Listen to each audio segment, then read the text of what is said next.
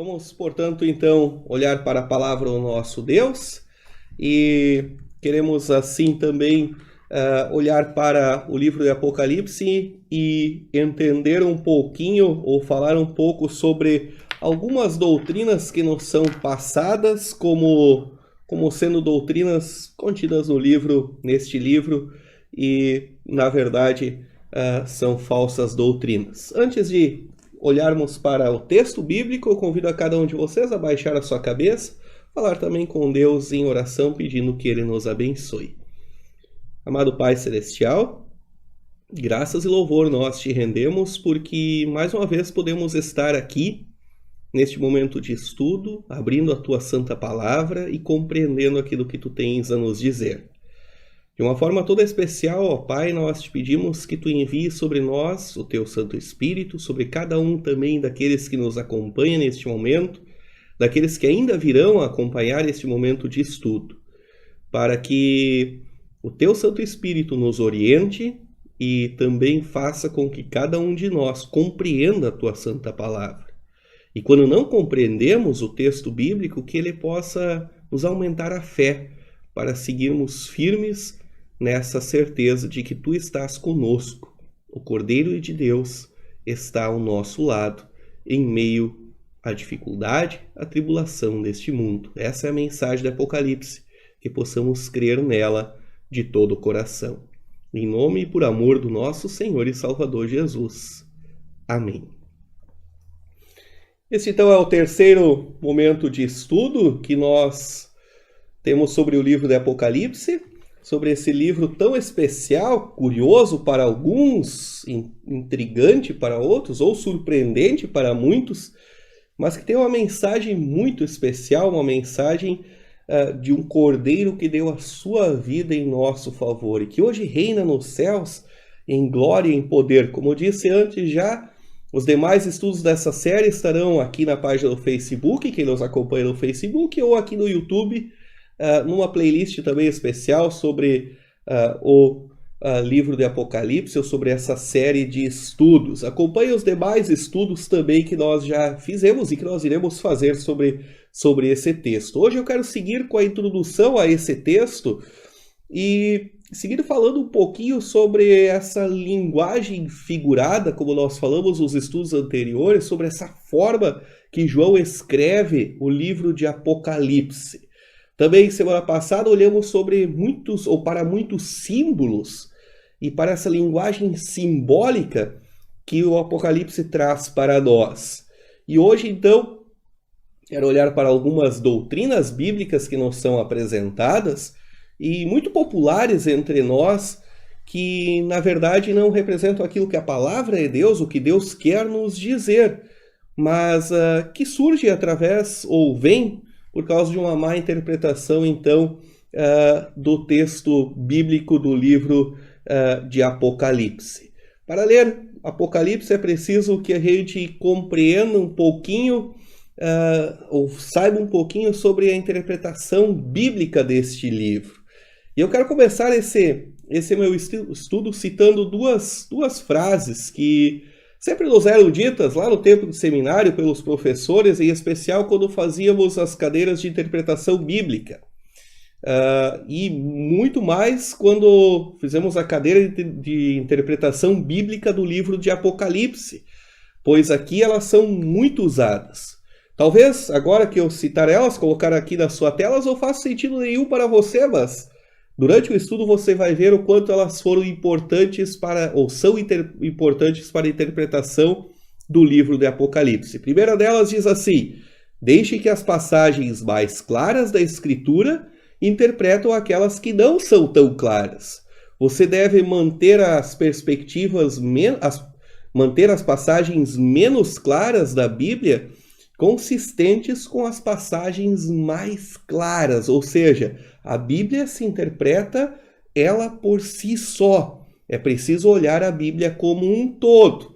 Talvez não faça muito sentido agora, como eu disse, mas depois, durante o estudo, certamente fará todo sentido. A segunda frase que sempre nos era dita é a seguinte: ao ler uma passagem, não assuma que algumas coisas têm um sentido literal E as outras, na mesma passagem, têm o sentido figurado, a menos que Deus lhes diga para fazer isso. De igual forma, guarde bem essas duas frases, pois nós iremos usar muito elas na interpretação do livro de Apocalipse. Queremos então olhar para algumas doutrinas que nos são apresentadas. E a primeira dessas doutrinas, baseadas no livro de Apocalipse, é a doutrina do milênio. E eu não sei o quanto você já ouviu falar sobre ela, e o quanto você sabe a respeito dela, mas pegue a sua Bíblia bem no finalzinho, capítulo 20 de Apocalipse, capítulo 20, versículo 4. Esse versículo 4 eu deixo aqui na tela para vocês. O finalzinho desse versículo 4 diz assim: essas pessoas tornaram a viver e reinaram com Cristo durante os 1000 anos.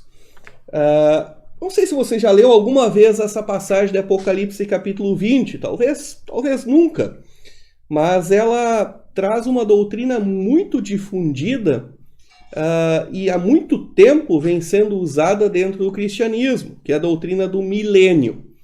E essa doutrina defende que esses 1000 anos que aqui aparece são realmente 1000 anos literais em que Cristo viria novamente, uma segunda vinda, para destruir todos os seus inimigos e para então instituir um reinado terreno aqui na terra, onde tudo se tornaria realmente muito bom. E para que a gente entenda um pouquinho do que está falando essa doutrina, eu trago para vocês uma pequena linha do tempo, começando por este lado aqui, com a volta de Cristo, ou com a vinda de Cristo, a primeira vinda de Cristo, seu nascimento, sua morte e ressurreição. A partir de lá, então, nós temos a história da humanidade. E essa linha eu vou usar várias vezes hoje durante o estudo. E essa linha é uma falsa linha do tempo que foi criada por uma série de teólogos para embasar as suas conclusões a respeito da Bíblia. Inclusive, aqui, quando ela fala sobre os 1000 anos antes do juízo final, antes dos céus, do inferno, antes da volta ou de Satanás ser solto. Então, como eu disse, estaríamos perto de chegar a um reinado terreno, então, de 1000 anos literais, onde Jesus, então, estaria governando a terra. E essa doutrina, ela é muito difundida dentro de muitos segmentos do cristianismo ainda hoje, principalmente dos ramos pentecostais, que creem, sim, que o céu será aqui na terra, e que nós estamos caminhando para isso.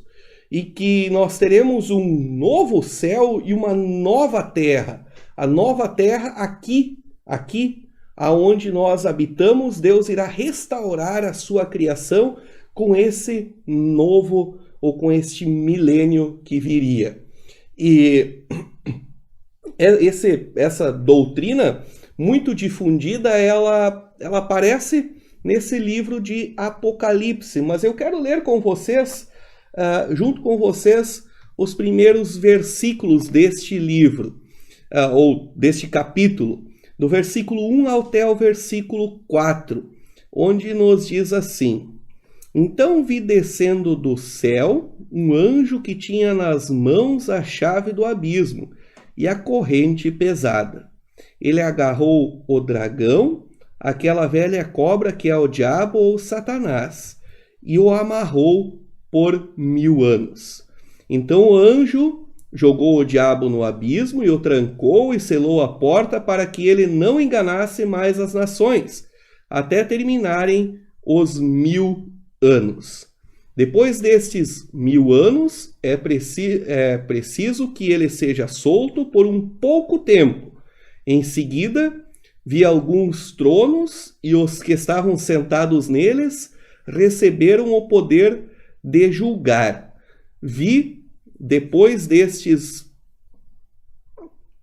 Receberam o poder de julgar. Vi também as almas das pessoas que tinham sido degoladas, porque haviam anunciado a mensagem de Deus e a verdade que Jesus revelou. Elas não tinham adorado o monstro, nem a sua imagem, nem tinham recebido o sinal na testa ou na mão. Essas pessoas tornaram a viver e reinaram com Cristo durante 1000 anos. Esse é o texto todo do versículo 1 até o versículo 4, onde, lendo assim numa linguagem, ou lendo assim de uma forma meio rápida, aparece várias vezes essa figura dos 1000 anos, e somos sim tentados a interpretá-la de uma forma literal, onde então Jesus viria e iria amarrar o diabo por 1000 anos. E aí lembram-se da frase que eu disse antes. O problema, se interpretarmos os 1000 anos de uma forma literal, também precisamos interpretar toda essa passagem de uma forma literal. E então, em dado momento, virá um grande anjo e o diabo será um dragão que estará aqui na terra. E esse dragão, então, será amarrado por este anjo com uma grande corrente e será lançado num buraco aqui na terra, num buraco de abismo, enfim. E assim nós veremos esta cena ao se completar, então, o tempo e a vinda de Jesus antes dos seus 1000 anos de reinado terrestre. E aí tudo começa a parecer estranho. E aí nós vamos entender que nem sempre o livro do Apocalipse fala numa linguagem literal, ou quase nunca podemos interpretá-lo de uma forma literal. E, portanto, esses 1000 anos também não são de uma forma literal interpretados.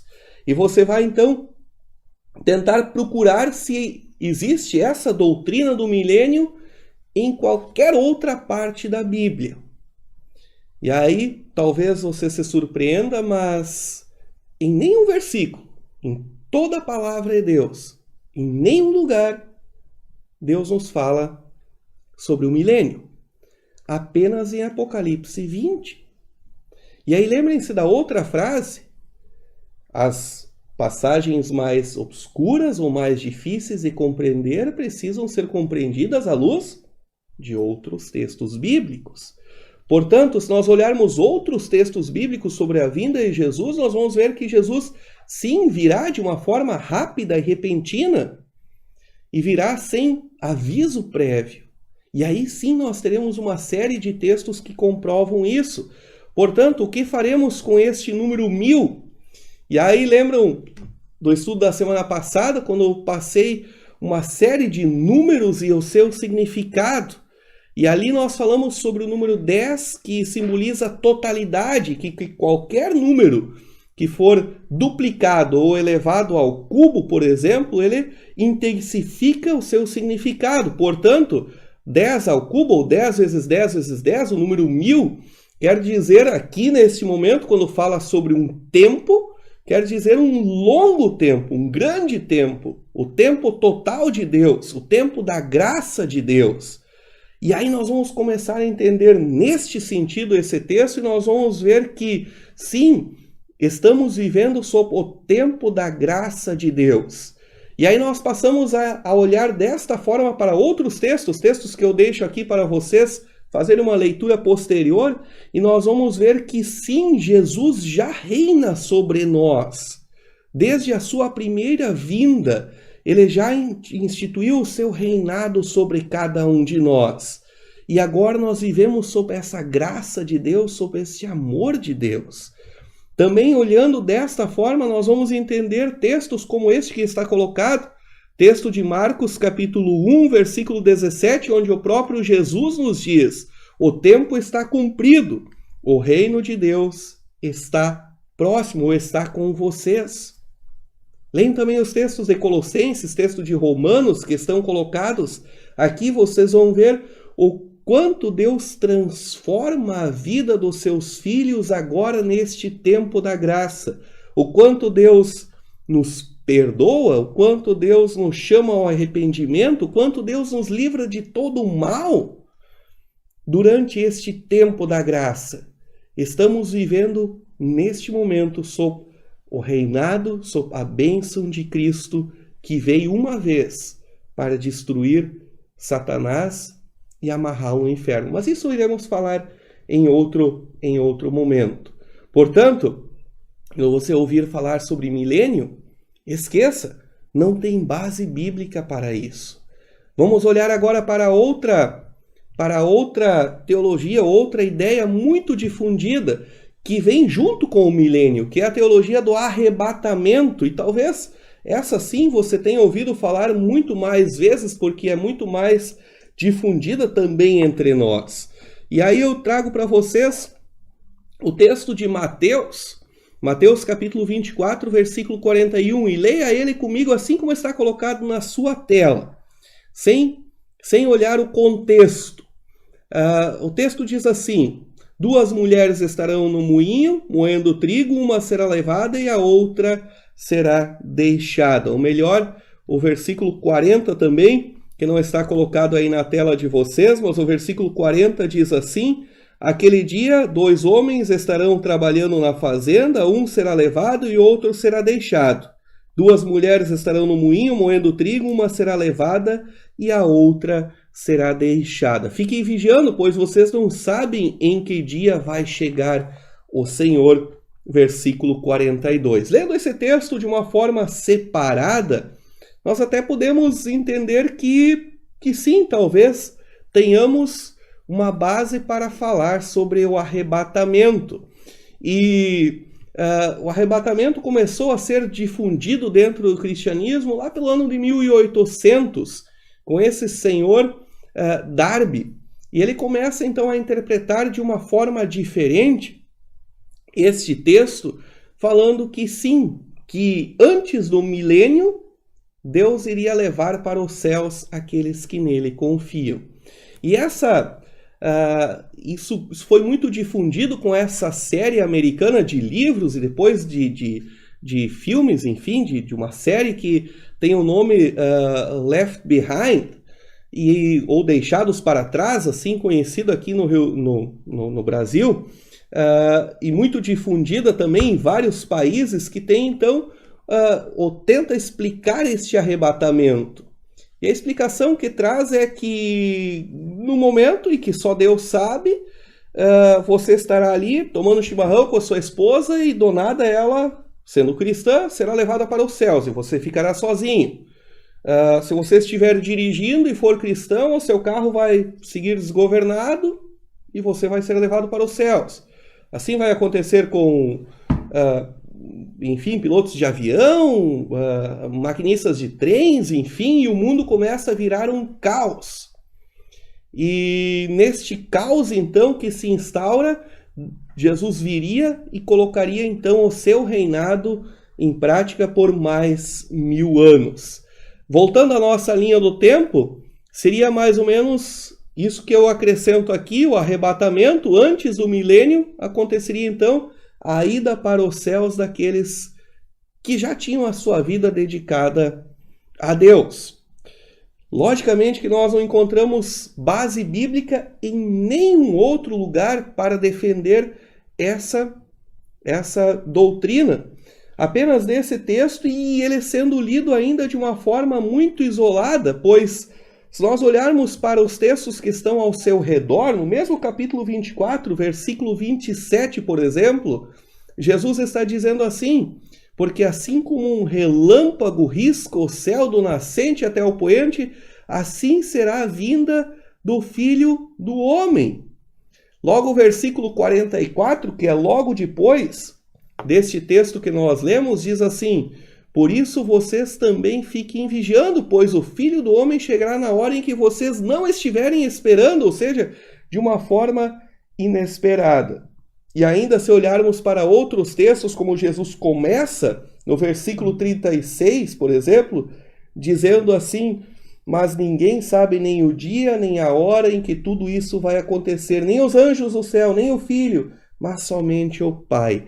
Tudo isso nos indica e nos fala que sim, Jesus virá de uma forma inesperada e virá para julgar os vivos e os mortos. Leia também os textos de 1 Tessalonicenses, 2 Pedro, que estão colocados aí para você. Leia e entenda bem como Deus virá julgar a todos nós. Fica bem claro, portanto, que Jesus virá para destruir tudo aquilo que é velho e tornar assim nova a sua criação. Assim, toda a Bíblia, inclusive o livro de Apocalipse, não fala em nenhum momento sobre o arrebatamento de cristãos. Portanto, é mais uma das doutrinas muito popularmente difundidas entre nós, mas que não tem base bíblica para ser interpretada. Quando existe um texto obscuro, preciso achar no restante da Bíblia aquilo que comprova a sua veracidade. Portanto, esteja bem ciente e certo de que Jesus não levará alguns para os céus, para que eles deixem de sofrer nos céus, e outros ficarão aqui para sofrer o castigo de Deus. Muito ao contrário disso, Apocalipse tem uma mensagem de amor de um Deus que se faz presente em meio ao sofrimento do ser humano. Quero olhar agora para outra teologia muito difundida, e essa certamente em algum momento você já ouviu falar sobre ela. Livro de Apocalipse está registrado no capítulo 7, versículo 4 a 8, mas aqui eu irei usar o texto de 14, Apocalipse capítulo 14, versículo 3. E ao ler esse texto, vamos ver se vocês identificam qual é a crença que fala muito sobre isso. Diz assim: os 144.000 estavam diante do trono, dos 4 seres viventes e dos livros que cantavam uma nova canção, que somente eles podiam aprender. De toda a humanidade, eles eram os únicos que tinham sido comprados por Deus. Olhando dessa forma e de uma forma muito rápida para esse texto, nós de igual forma vamos ser tentados a olhar assim como, por exemplo, os testemunhas de Jeová, que certamente você conhece, que já bateram em sua casa, creem que nos céus nós teremos 144.000 de uma forma literal. Mas esse número, de novo, de uma forma literal, é muito estranho para nós.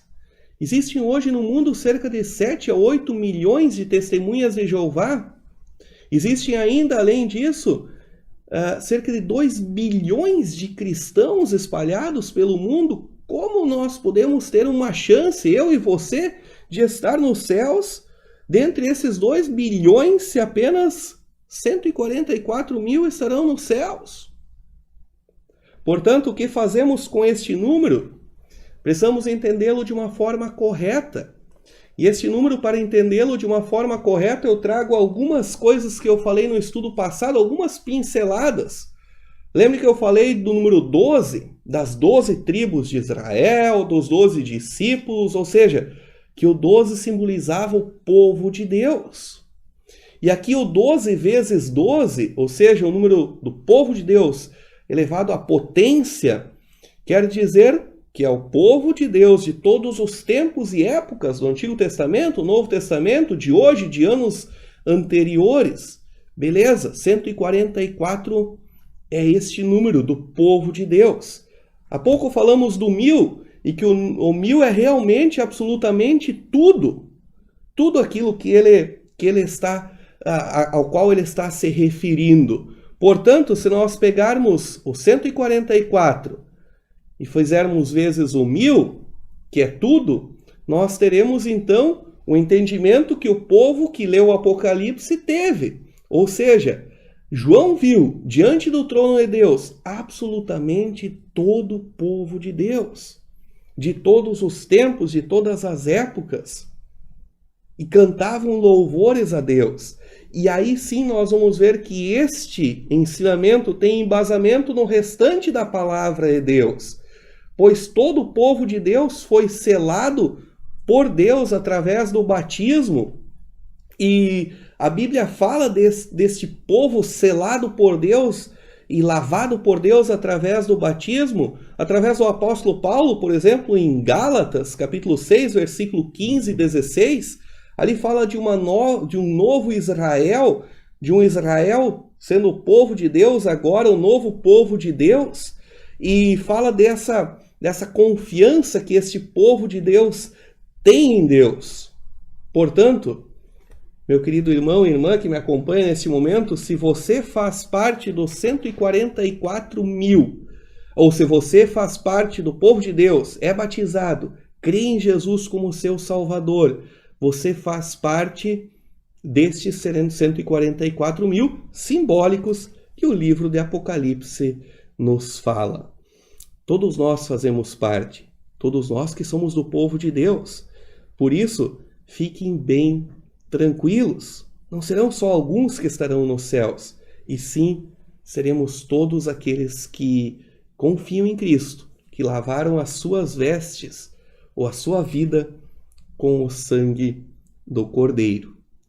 Quero ainda falar sobre outra doutrina bastante difundida ou bastante falada, que é a grande tribulação ou 7 anos de tribulação, que teria sido descrita no Apocalipse. E ela é bastante difundida por este senhor Lindsay. É um estudioso da Bíblia europeu e ele escreve um livro, A Agonia do Planeta Terra. E este livro ele é baseado em cima de Apocalipse capítulo 7, versículo 14. Texto que também irei deixar para vocês e sobre o qual eu quero refletir um pouquinho agora. Apocalipse 7, versículo 14. E ali, o versículo todo, a segunda parte, diz assim: estes são os que atravessaram sãos e salvos a grande perseguição. E aí segue o texto dizendo assim: são as pessoas que lavaram as suas roupas no sangue do Cordeiro e elas ficaram brancas. Essa teologia que fala dessa grande tribulação, ela tenta olhar sempre a linha do tempo como algo linear e tenta identificar estes fatos de Apocalipse em nossos dias, nos nossos dias. E por isso, essa grande tribulação seria um momento de muita perseguição que a igreja iria passar. Um momento de grande perseguição, e essa grande perseguição ainda não teria começado. E aí eu volto à nossa linha do tempo. Essa grande perseguição ficaria aqui entre o arrebatamento e entre os 1000 anos, segundo essa teologia, e seria um período de 7 anos de muita perseguição dos cristãos. E o resultado dessa teologia é que muitos tentam encontrar este momento. E muitos dizem que talvez já estivéssemos neste momento, ou estaríamos muito próximo deste momento.